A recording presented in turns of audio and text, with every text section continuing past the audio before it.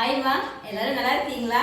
நம்ம இன்னைக்கு என்ன பண்ண போறோம்னாக்கா முருங்கைக்கீரை வச்சு கொத்து சாம்பார் தாங்கம்மா வைக்க போறோம். நம்ம முருங்கைக்கீரை போட்டு கொத்து கொத்தா நீ சாம்பார் வச்சிருந்தேன் இல்லையா? இப்போ சாட்ஸ்ல கேட்டிருந்தாங்க அம்மா எப்படிமா வைக்கணும்னு சொல்லி அதை செய்யலாம்னு சொல்லிட்டு தான் வந்திருக்கிறோம். அன்னைக்கு வச்ச கொத்து சாம்பாராமா சூப்பரா இருந்துச்சுமா அன்னைக்கு. அந்த மாதிரி தான் வைக்கலாம்னு சொல்லிட்டு சரிம்மா இன்னைக்கும் அதே மாதிரி செஞ்சிடலாமா? செஞ்சிடலாம்ப்பா. அது எப்படி செய்யலாம்னு பார்க்கலாமா? சரிம்மா. நம்ம அதுக்கு கொஞ்சம் பிஞ்சா இருக்கணும். முருங்கைக்கீரை ரொம்ப முத்தி இருக்க வேண்டாம், ஓரளவுக்கு பிஞ்சா இருந்தா நல்லா இருக்கும். முருங்கீரை ஏதுமா உங்களுக்கு ஃபர்ஸ்ட்? ஆயிரம் எடுத்துன்னு வந்தாங்கப்பா. அம்மா வாசல் வச்சு கோலம் போட போவாங்க காலையில. அங்க மரம் இருக்கிற இடத்துல கொஞ்சம் எடுத்துன்னு வந்து தருவாங்கம்மா. காலையில எடுத்துன்னு வருவாங்கப்பா. இலையிலையா உருவக்கூடாது, ஓரளவுக்கு கொஞ்சம் கொத்து கொத்தா இருந்தா நல்லா இருக்கும். அதான் கொத்து சாம்பாராமா? கொத்து சாம்பார்ப்பா.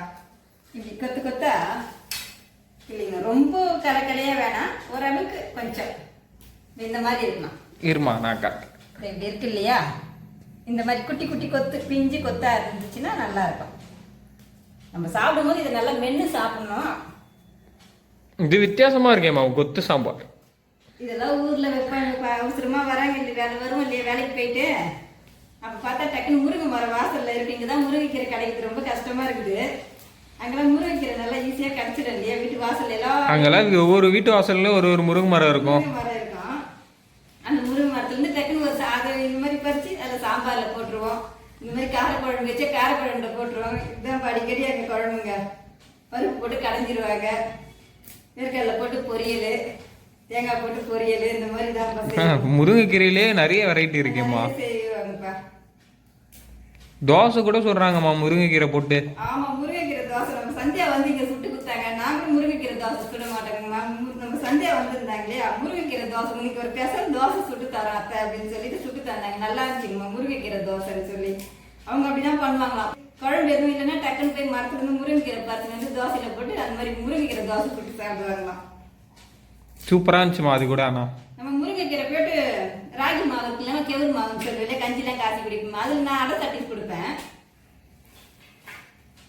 இந்த முருங்கைக்கீரை கொத்து சாம்பாருக்கு வந்து பாத்தீங்கன்னா நிறைய கீரை வேணாங்க. பொரியலுக்குலாம் உருவம் இல்லையா, அந்த அளவுக்குலாம் போடக்கூடாது. சும்மா கொஞ்சம் கொஞ்சம் இருக்கணும், நல்லா இருக்கும். நிறைய போடக்கூடாது, கொஞ்சமாவே கீரை இருந்தா போதும். நிறைய இருந்தா அந்த கீரை குழம்பா மாறிடும். கீரை குழம்பு மாதிரி ஒரு மாதிரி சாப்பிட்றதுக்கு இதுவா இருக்கு. அப்படியே ஒரு மாதிரி அங்க இருந்தாச்சுன்னா எடுத்து சாப்பிட நல்லா இருக்கும், டேஸ்டா இருக்கும். அதுக்காக நம்ம நிறைய போட வேணாம். இதுக்கு நம்ம கொத்து கொத்தா இந்த மாதிரி உருவி வச்சுட்டோம். நம்ம எல்லாத்தையும் உருவிட்டோம். இப்போ உள்ள போயிட்டு இதுக்கு என்னென்ன தேவையான பொருள் பார்த்து செய்ய ஆரம்பிச்சிடலாமா? சரிம்மா ஸ்டார்ட் பண்ணிடலாம். ஸ்டார்ட் பண்ணிடலாம்ப்பா. இந்த முருங்கைக்கீரை நல்லா கழுவி சுத்தமா, ஏன்னா மரத்தை ரோடு மேல மரம் இருக்கிறதால தூசிங்க வரும், வண்டிலாம் போற தூசு. ஒரு 2 வாட்டி நல்லா கழுவிட்டு அதுக்கப்புறம் எடுத்து வச்சுக்கலாம்ப்பா.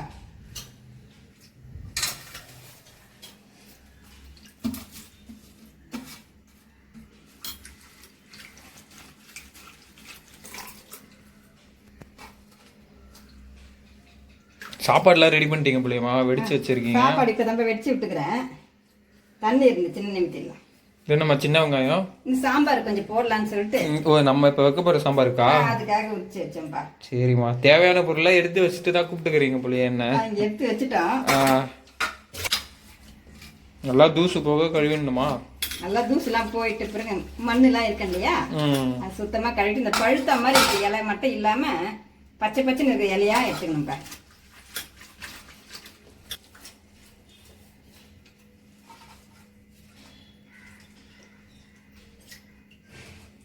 கீரை நல்லா நம்ம கழுவிட்டோம், எடுத்து ஒரு ஓரமா வச்சிடணும். அது அப்புறமா தான் பண்ண போறோம். அதனால எடுத்து ஓரமா வச்சுட்டு பருப்பு தேவையானதெல்லாம் ரெடி பண்ணிக்கலாம். சாப்பாடு தண்ணி இருந்துட்டு இருக்கும்பா, இது எடுத்து வச்சிடலாம். இங்க இடத்துல இடஞ்செல்லாம் இருக்குது, இடம் பத்த மாட்டேங்குது. சரி சரிம்மா. அதனால தண்ணிலாம் சுத்தமா இல்லாம இருக்கும். இன்னைக்கு சாப்பாடு கொஞ்சமா தான் வச்சுக்கிறோம். ஏமா சாப்பாடு தண்ணி ஊற்றி வச்சுக்கிறோம், பழுது இருக்குது. நான் பழுது ரொம்ப விரும்பி சாப்பிடுவேன். இவங்களுக்கு சரி குழம்பு ஊற்றி கொடுத்துக்கலாம், நம்ம பழுது சாப்பிடலாம்னு வச்சுக்கிறோம். அதனால கொஞ்சமா சாப்பாடு வச்சுக்கிறோங்கம்மா. சரி, தேவையான பொருட்கள்லாம் என்னன்னு பார்த்துடலாமாம்மா? பாத்துடலாம்ப்பா. அதே சொல்லிடுங்க. பருப்பு தான்ப்பா, 1 கிளாஸ் பருப்பு எடுத்து முன்னாடியே கழுவி ஊற வச்சுட்டேன். நல்ல தண்ணி தான். என்ன பருப்புமா? துவரம் பருப்பா? துவரம் பருப்புப்பா, சாம்பார் பருப்பு இல்லையா, ரேஷன்ல போடுவாங்க அந்த பருப்பு. ரேஷன்ல பருப்பு கொஞ்சம் லேட்டா வேகன்றதுனால சீக்கிரமா கொஞ்சம் ஊற வச்சுட்டோம். நீங்க எந்த பருப்பு வரீங்களோ அதுக்கு தகுந்த மாதிரி வச்சுக்கோங்கம்மா. நம்ம கொஞ்சம் இது லேட்டா வேகிறதால பெருசு பெருசா இருக்குது, அதனால முன்னாடியே ஊற வச்சுட்டோம். அதுக்கு நம்ம இந்த வெங்காயம் தக்காளி 2 வெங்காயம் 4 தக்காளி போதுமாமா? ஆமாப்பா, அது நான் தேவையான அளவு திட்டமா போட்டுக்கலாம்னு சொல்லிட்டு எடுத்துன்னு வந்துக்கிறோம். சின்ன வெங்காயம் வேற போட சின்ன போறீங்க. வெங்காயம் கொஞ்சோண்டு உரிச்சு இந்த மாதிரி வச்சிருக்கிறோம். ம் புளி கொஞ்சம் கரைச்சி ஊற்றலாம், சாம்பாருக்கு ஊற்றுவோம் இல்லையா ம். அது மாதிரி. இது வந்து பார்த்தீங்கன்னா பூண்டு இடிச்சு போட்டு தாளிக்கலாம்னு வச்சுக்கிறேன்ப்பா. அப்புறம் இதெல்லாம் மசாலா ஐட்டங்க தேவையான. எண்ணெய், கடுகு, சீரகம், மஞ்சத்தூள், பெருங்காயம், உப்பு, மிளகாத்தூள் போட்டு வைப்போம் சாம்பாருக்கு இல்லையா. நம்ம வீட்டில் அரைக்கிற தூளுன்றதால எல்லாமே கலந்து அரைச்சிடுவோம். அதனால இந்த ஒரே தூள் தாங்க எல்லாத்துக்கும் போட்டுக்குவோம். சரிம்மா சரிம்மா. நம்ம இப்போ வெங்காயம் தக்காளி கட் பண்ணி ஃபர்ஸ்ட் வதக்கிக்கலாம். அது என்னம்மா தண்ணி? இந்த சோறு வச்ச தண்ணி பாத்தீங்கன்னா பத்திரமா எடுத்து வச்சுக்கோங்கம்மா. இதான் நான் காலையில குடிப்பேன் எப்பவுமே வெறும் வயிற்றுல. நம்ம மூஞ்சி காலெல்லாம் கொள்ளெல்லாம் வளைக்கணும் வந்து இந்த தண்ணியை குடிப்பேன். பச்சை தண்ணி ஊத்தி கொஞ்சம் வளாவி வச்சிடுவேன். இது காலையில குடிச்சிடுவேன். இது குச்சிட்டு அதுக்கப்புறம் கஞ்சி காசுவீங்க. அதுக்கப்புறம் கஞ்சி காசுமா. வெங்காயம் தக்காளி எல்லாம் அரிஞ்சு வச்சுக்கிட்டு வதக்க ஆரம்பிச்சுக்கலாம்ப்பா. நான் எப்பவுமே தக்காளி கொஞ்சம் எக்ஸ்ட்ரா போடுவேன். எந்த குழம்பு தான் கொஞ்சம் தக்காளி எக்ஸ்ட்ரா போடுவேன். நீங்க கம்மியா போற மாதிரி இருந்தா அதுக்கு தகுந்த மாதிரி போட்டுக்குங்க. இது வேக தான் போட போறேன்றதுனால கொஞ்சம் பெருசு பெருசா கட் பண்ணி. பெருசாப்பா, அதுதான் நம்ம கடை தானே போறோம் பருப்பு, அதுக்காக கொஞ்சம் பெருசா. அது உங்களுக்கு பழமா இருந்தாதான் பிடிக்கும். பழமா இருந்தா தான் பிடிக்கும். நம்ம ஒரு தக்காளி கட் பண்ணாமே அதுக்குள்ள வெங்காயம் கட் பண்ண போயிட்டீங்க. 3 தக்காளி பருப்புல போட்டுக்கலாம்ப்பா. ஒரு தக்காளி வந்து தாளிப்போம் இல்லையா, அந்த நேரத்துக்கு வச்சுக்கலாம். ஒரு சின்ன வெங்காயமும் குட்டி தக்காளியும் தாளிக்க வச்சுக்கலாம். இது பாத்தீங்கன்னா பருப்புல போட்டு வேக வச்சுக்கலாம். சரிம்மா. தக்காளி தான் அதிகமா இருக்கணும் குழம்புல, வெங்காயம் கம்மியா இருந்தா போதும்பா. சரிசன்னு கட் பண்ணிட்டீங்கம்மா வெங்காயத்தை. பெருசா கட் பண்றோம் இல்லையா, அதனால.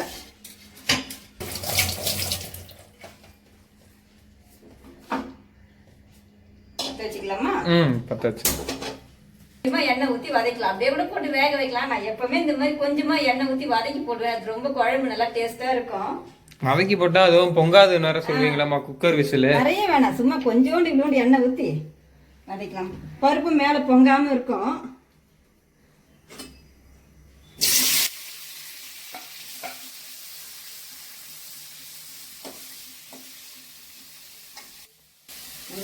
இது வதங்கிறதுக்குள்ள பருப்புலாம் எடுத்து குக்கர்ல ரெடி பண்ணி வச்சுக்கலாம்.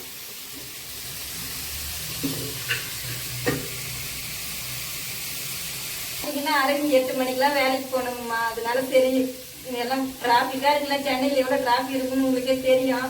இப்போ வண்டியில குழம்பு எப்படி போதும் ஏதோ போதும் அந்த நினைப்புல அதுக்காக நாங்க ஏதாச்சும் சீக்கிரம் செய்யணும்னு சொல்லி அதான் பதட்டமா கூட செய்வேன். கொஞ்சம் அட்ஜஸ்ட் பண்ணிக்கோங்கம்மா. ஏதாச்சும் விட்டு போச்சுன்னா கூட.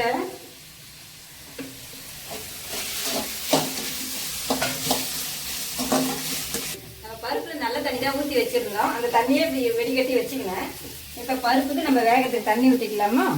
இது என்னமா பருப்பு இது பண்ண தண்ணின்றீங்க? அந்த தண்ணி நல்ல தண்ணி இப்ப பருப்புல ஊறிச்சு இல்லையா, அந்த தண்ணி தான் இப்ப வெடிகட்டி தண்ணி ஊற்றணுமே, அதுக்காக காட்டுறதுக்காக இந்த மாதிரி கட்டிக்கணும்பா. சரிம்மா.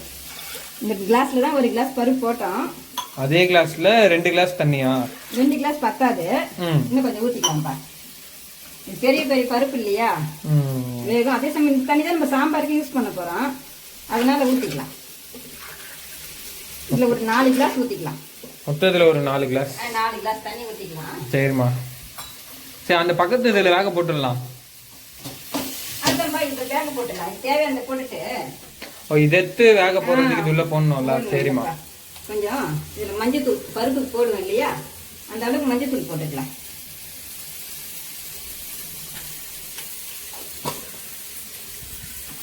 வெங்காயம் தக்காளி நல்லா வதங்கிடுச்சு. இதை எடுத்து நம்ம பருப்பு கூட போட்டு வேக வச்சிடலாம்.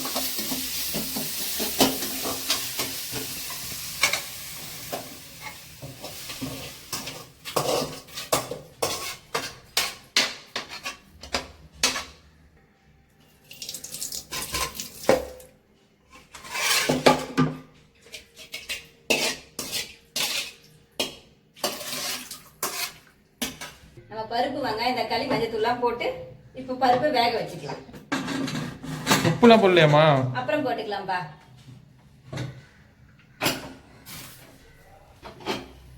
வெங்காயத்தை கழுவி எடுத்து வச்சுக்கலாம்ப்பா. சின்ன வெங்காயம் இருக்கு சொல்ல போடுவோங்கம்மா, இருந்தா போடுவோம், அப்படி இல்லைன்னா வெறுமா கூட வைப்போம்.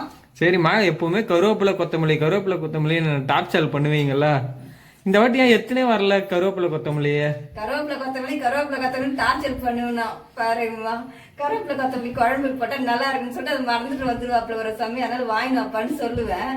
அதுக்கு இப்போ இன்னைக்கு எடுத்து வைக்கலையா, அதனால இந்த குழம்பு கருவேப்பிலை கொத்தமல்லி வேண்டாம்ப்பா. ஏமா? நம்ம போட மாட்டோம். முருங்கைக்கீரை கொத்து கொத்தா போடுறோம் இல்லையா, அந்த முருங்கைக்கீரை அது ஒரு வாசனை வரும். இதுல கருவேப்பிலை நம்ம போட மாட்டோம் எப்பவுமே, அதுக்காக தான் நம்ம கருவேப்பிலை கொத்தமல்லி போடலப்பா. சரிம்மா. முருங்கைக்கீரை கடையில் போடுறதும் இல்லை, இந்த அழகா இலையிலையா போடுறோம் இல்லையா கொத்து கொத்தா, அதுவே கருவேப்பிலை மாதிரி அழகா இருக்கும். சரி சரி. அதனால அந்த வாசனை இந்த வாசனை ஒரு மாதிரி இருக்கும். அதனால இன்னைக்கு முருங்கைக்கீரை மட்டும்தான். நம்ம வெங்காயத்தையும் தக்காளியும் இப்போ பொடியாக கட் பண்ணி வச்சுக்கலாம், தாளிக்கிறதுக்காக பொடியாக கட் பண்ணிக்கலாம். பொடியா வேணும்னா இந்த வாக்குல கட் பண்றீங்க, நீட்டா வேணுமா நீட்டமா கட் பண்றீங்க? பொடியா வேணும், இந்த மாதிரி குட்டி குட்டியா இப்படி கட் பண்ணிக்கலாம். ஒரு 3 கோடு போட்டு சைடுல கட் பண்ணா பொடியா வந்துடும். கத்தியில கட் பண்றவங்க அழகா கட் பண்ணிடுறாங்க. நான் பாப்பேன் வேலை பாக்குறத கூட அழகா கட் பண்ணுங்க, சக்கு சக்கு சக்குன்னு கட் பண்ணிடுறாங்க. நான் கூட கத்தியில டக்குன்னு கட் பண்றாங்க. எனக்கு கத்தியில கட் பண்ண மாட்டேன்.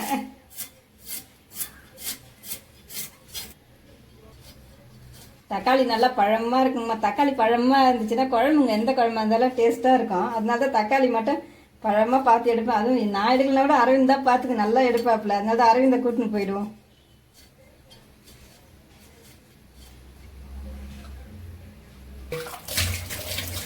அந்த பூண்டு எடுத்திருப்பீங்க போல, அது ஒட்டிட்டு இருக்கு போலமா அந்த தோல்.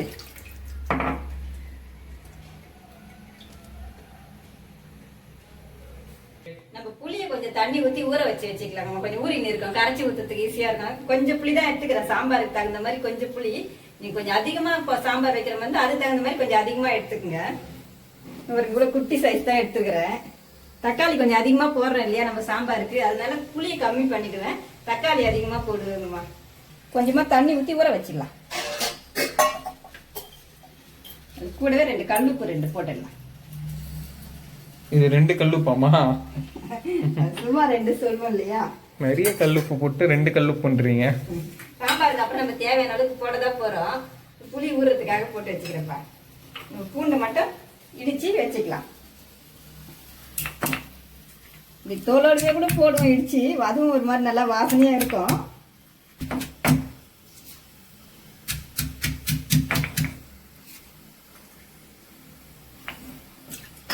இந்த தோல்லாம் நம்ம எடுத்துட்டு இந்த வெங்காயம் தக்காளி கூட எடுத்து வச்சுக்கலாம்.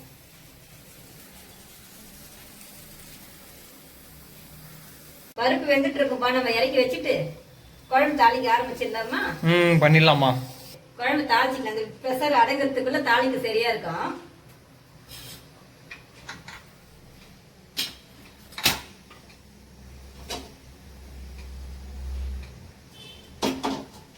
நம்ம இப்ப தாளிக்கிறதுக்கு தேவையான அளவுக்கு எண்ணெய் ஊத்திக்கலாமா.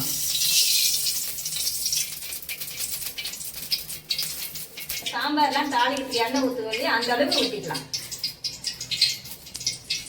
எண்ணெய் காஞ்ச உடனே நம்ம கடுகும் உளுத்தம் பருப்பும் போட்டுக்கலாம்.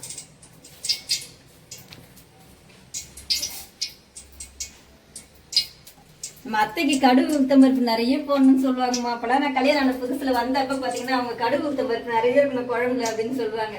அப்போ ஒரு வாட்டி பாத்தீங்கன்னா நான் கடுகே போடல குழம்புல. அப்ப பாத்தீங்கன்னா ₹1 தான் கடுகு இருக்கும். அப்ப என்கிட்ட ₹1 கூட காசு இல்லை சுத்தமா.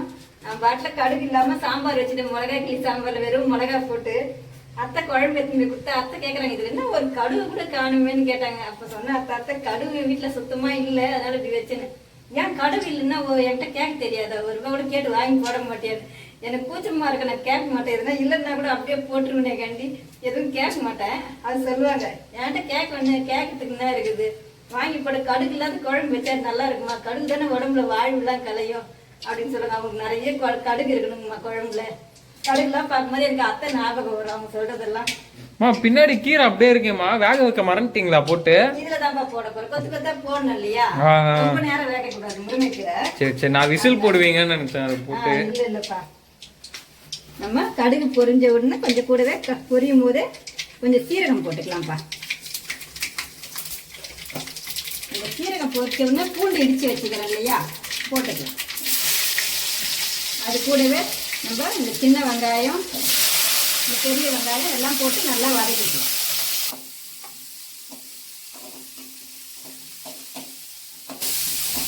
இதெல்லாம் முடிஞ்சிச்சுப்பா, முடிஞ்ச பொருளாக எடுத்து வச்சிடுறேன்.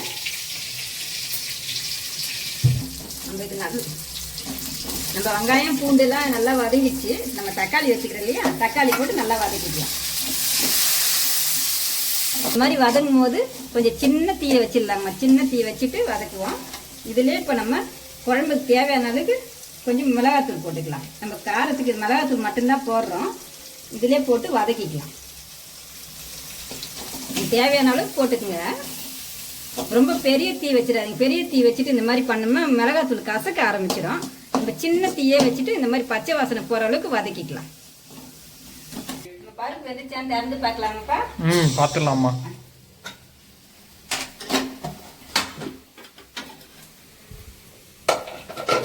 நல்லா வெந்துச்சு பருப்பு. இப்போ நான் பார்த்தீங்கன்னா 5 விசில் வச்சேங்கம்மா. இந்த பருப்புக்கு எப்பவுமே 5 விசில் வைப்பேன். இந்த பருப்பு கொஞ்சம் வேக லேட் ஆகும். நீங்க பருப்புலாம் வேக வைக்க எத்தனை விசில் வைப்பீங்களோ அந்த மாதிரி வேக வச்சுக்கோங்க. ஆனா பருப்பு நல்லா வெந்துடணும்ன்றீங்க. நல்லா ரொம்ப மாவு மாதிரி வேகக்கூடாது. இப்போ மழைன்னு வேகக்கூடாது. கொஞ்சம் இலையா வேகணும். இந்த சாம்பாருங்களுக்குலாம் இலையா இருந்தா நல்லா இருக்கும். இதில் ஊற்றிக்கலாம். இந்த தண்ணியே ஊற்றிக்கலாம். நம்ம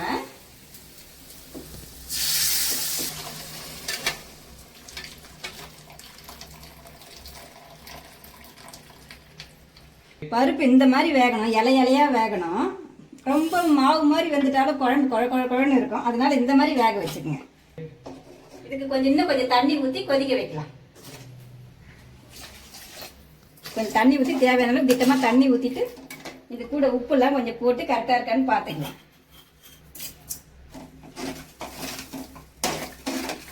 எப்பமா கீரை போட போறீங்க? இது ஒரு கொதி வரணும்ப்பா. இது ஒரு கொதி வந்த பிறகு இதுல போடணும். சரிம்மா. இந்த கீரை எண்ணெயில வதக்கூடாது. எண்ணெயில வதக்குனா கசப்பு வந்துருமா? இது ரொம்ப கொத்து கொத்தா இலையா வேகணும். அதனால கொத்து கொத்தா தெரியணுன்றதுக்காக. இப்போ நம்ம பருப்பை நல்லா கடைஞ்சிக்கலாம். நம்ம சட்டியில கூட கடைவோம். இது கொஞ்சமா தானே இருக்கு. கொஞ்சமா இருந்தது இல்ல. இது பாத்தீங்கன்னா நம்ம கீரை மாதிரி கீரை ரொம்ப கடையணும் இல்லையா, அதுக்காக இது ரொம்ப கடைய வேண்டியது இல்லை. அதனால இது மாதிரி கடைஞ்சிக்கலாம். போதும். இந்த அளவுக்கு கடைஞ்சா போதும்.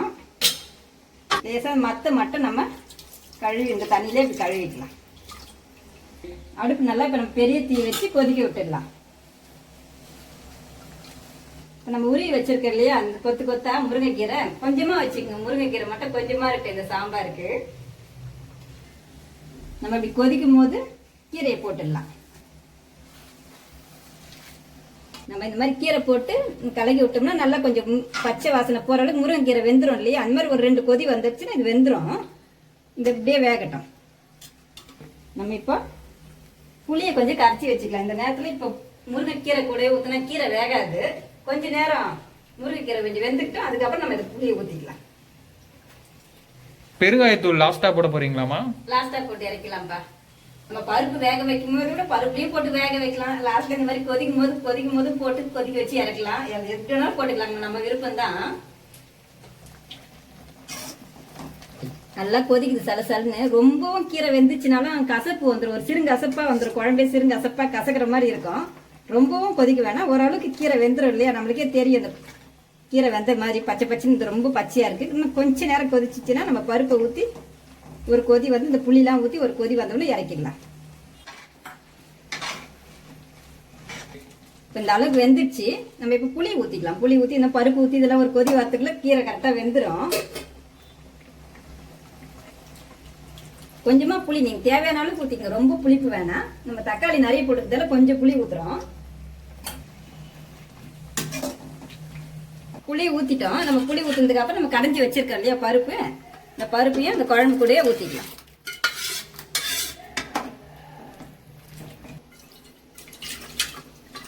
நம்ம கொஞ்சம் தண்ணிலாம் நல்லா ஊற்றி முருங்கைக்கீரை கொத்து சாம்பார் பார்த்தீங்கன்னா ரொம்பவும் திக்கா இருந்தால் நல்லா இருக்காது சாப்பிட்றதுக்கு. நல்லா தண்ணியா இருந்தால் கொஞ்சம் தாராளமாக கூட நம்ம தலை ஊற்றி சாப்பிட்டோம்னா நல்லா இருக்கும். கொத்து கொத்தா இலையா இருக்கும்போது அது மாதிரி அதுக்கு தகுந்த மாதிரி வச்சுக்கோங்க.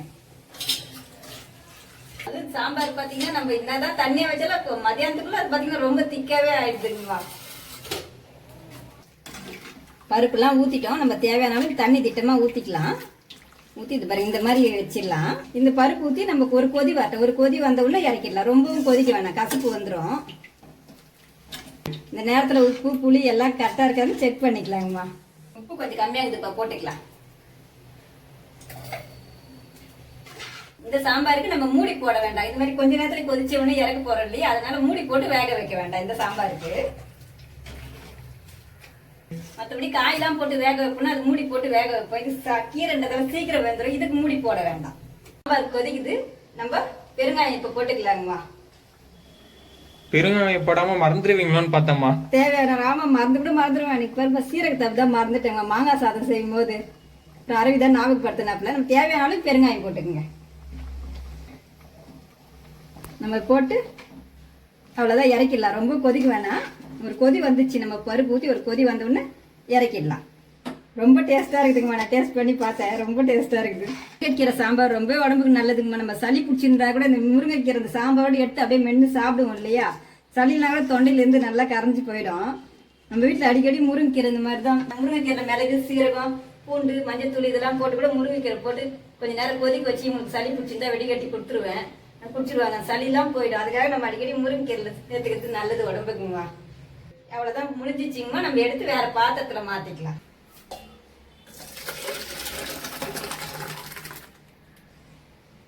டெக்கரேஷனுக்கு கொத்தமல்லி போடுவீங்களேம்மா? இந்த சாம்பாருக்கு கொத்தமல்லி கூட வேண்டாங்கப்பா. இதுவே கொத்தமல்லி மாதிரி இருக்கும். அதெல்லாம் எதுவும் வேணாம். இதுக்கு இதுவே நல்லா இருக்கும், சூப்பரா இருக்கும். இன்னும் நம்ம ஒரு தட்டு நிறைய கீரை போட்ட மாதிரி இருக்கும். கீரையே காணாம போயிடும், அங்கங்க கொத்து கொத்தா இருக்கும்பா. நல்லா இருக்கும் இந்த சாம்பாரு. சூப்பரா வச்சுட்டேன் இந்த சாம்பாரை. அன்னைக்குமே சூப்பரா இருந்துச்சுமா. ஆமா, இந்த சாம்பார் நல்லா இருக்கும்பா எப்போ வச்சாலும். நம்ம முருங்கைக்கீரை சாம்பார் அழகா ரெடி பண்ணிட்டோங்கம்மா. வாங்கம்மா எல்லாரும் சாப்பிடலாம். இந்த வீடியோ பிடிச்சிருந்தா லைக் பண்ணுங்க, ஷேர் பண்ணுங்க, கமெண்ட் பண்ணுங்க. சத்யாம்மா சேனலை மறக்காம சப்ஸ்கிரைப் பண்ணுங்கம்மா.